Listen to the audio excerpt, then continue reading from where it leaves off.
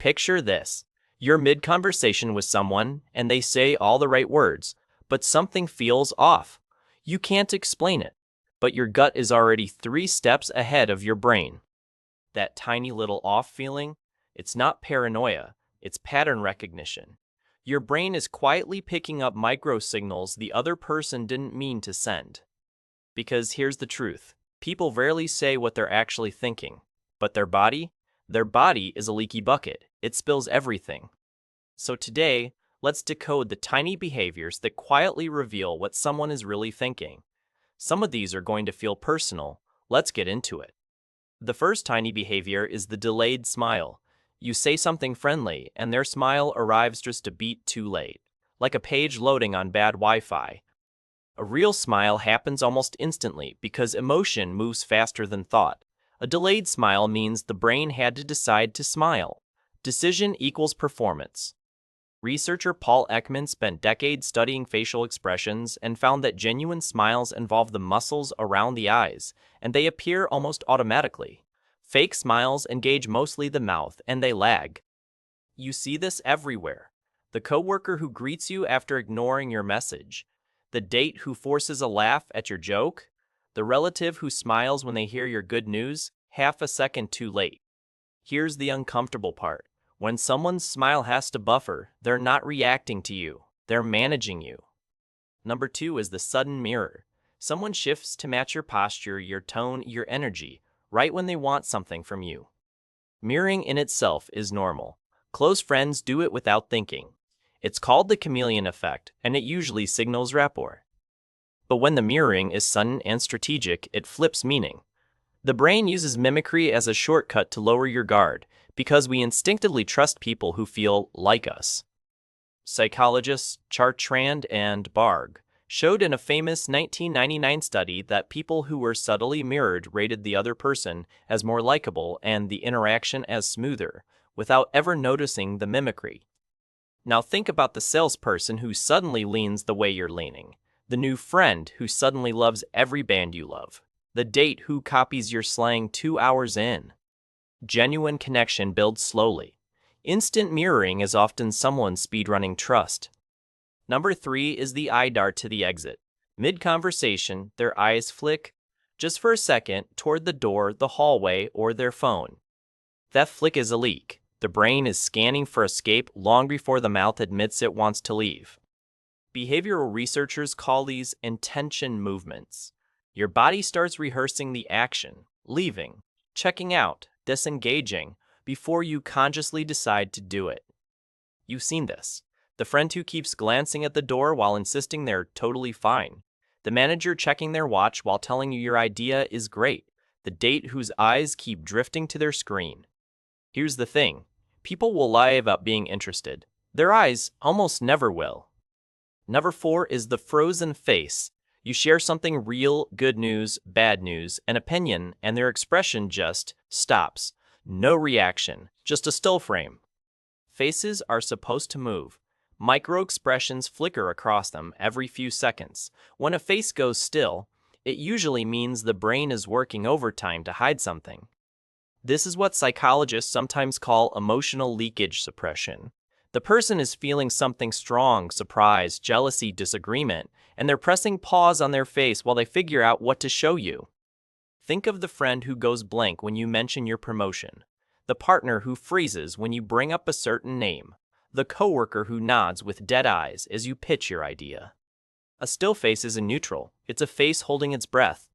Number 5 is the overnod. They're nodding, and nodding, and nodding, way past the point of natural agreement. A normal nod is a rhythm. An overnod is a performance. It's the body version of saying aha, aha, aha, aha, while barely hearing you. The overnod usually means one of 2 things.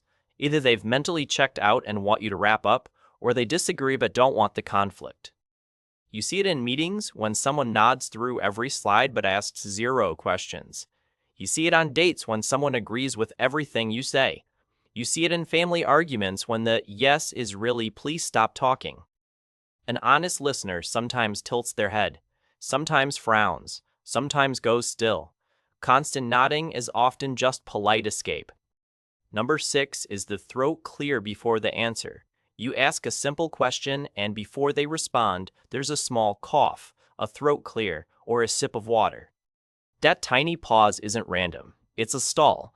The brain is buying itself 2 extra seconds to construct a response instead of just delivering one. Behavioral analysts often flag this as a self-soothing behavior, small physical actions that calm the nervous system during stress. If a simple question triggers self-soothing, the question isn't simple to them. Watch for it when you ask about money, about plans, about where they were last night, about whether they read your message. Truth usually arrives quickly. Carefully constructed answers usually don't. Number 7 is the shrinking body. You're talking, and slowly, subtly, they get smaller. Shoulders round in. Arms come closer to the torso. They almost fold into themselves. The body shrinks when the mind feels exposed. It's an ancient reflex. Make yourself small. Become less of a target.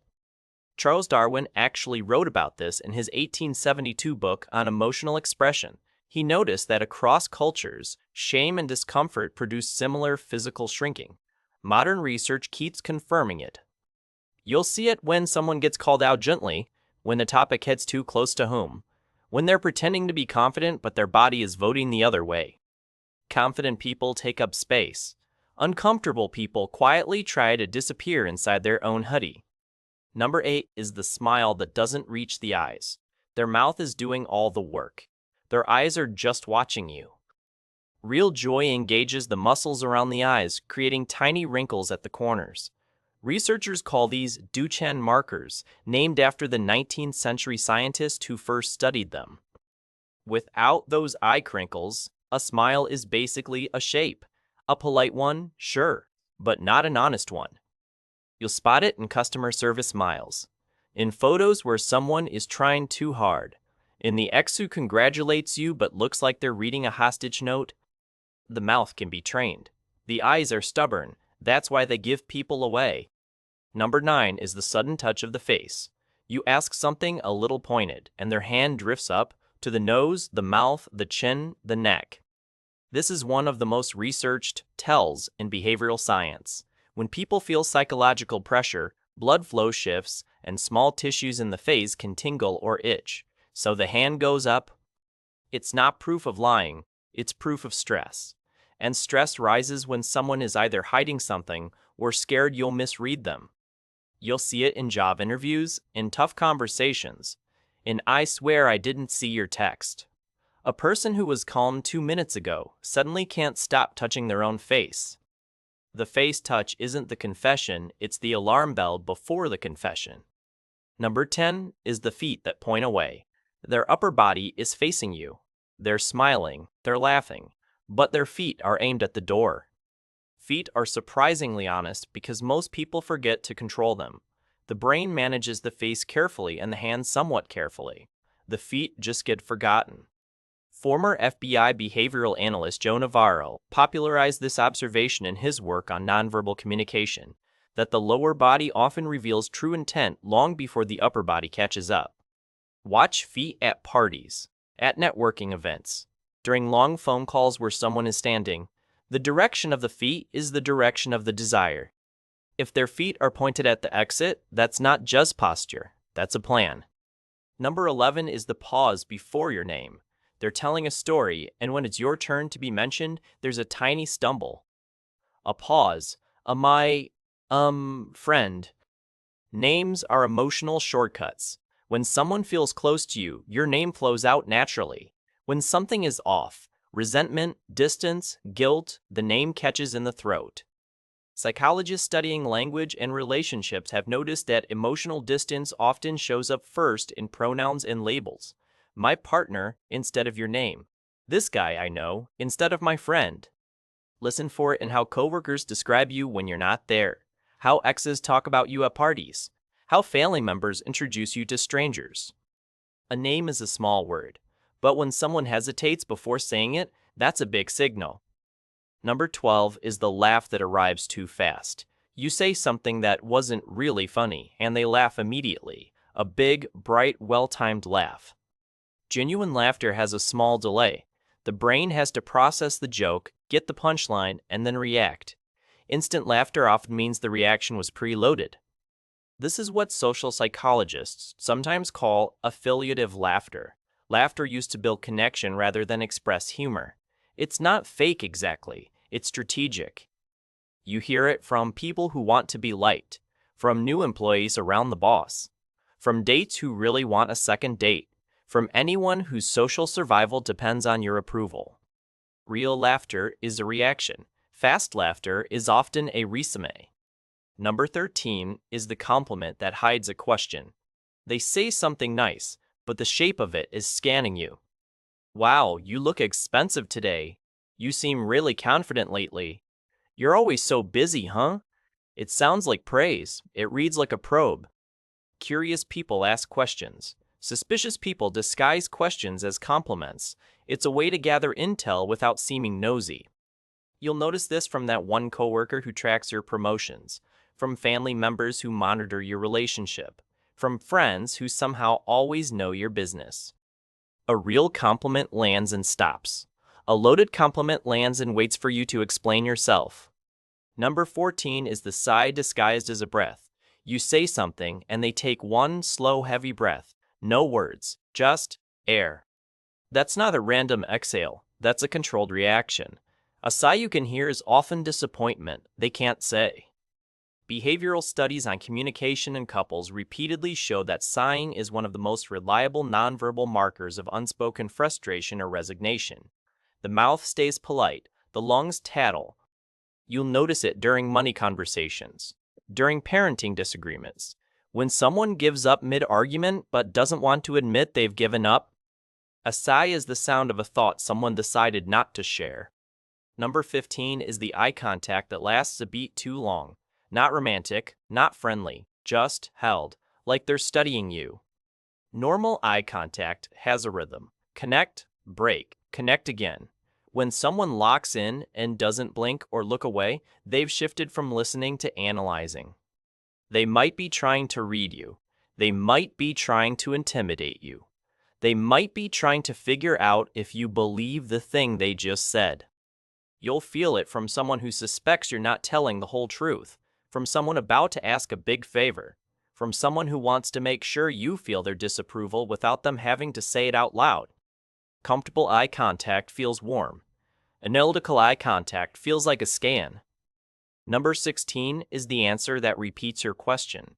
You ask, "Did you eat the last slice?" And they say, "Did I eat the last slice?" That's a stall dressed up as a clarification. It's the brain buying time to build a story that sounds convincing.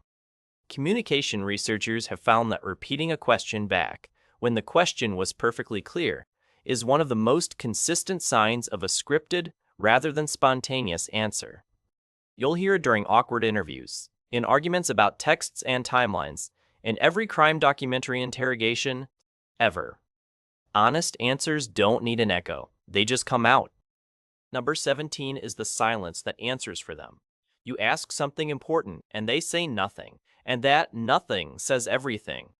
Silence is not neutral. In conversation, silence carries weight, tension, direction.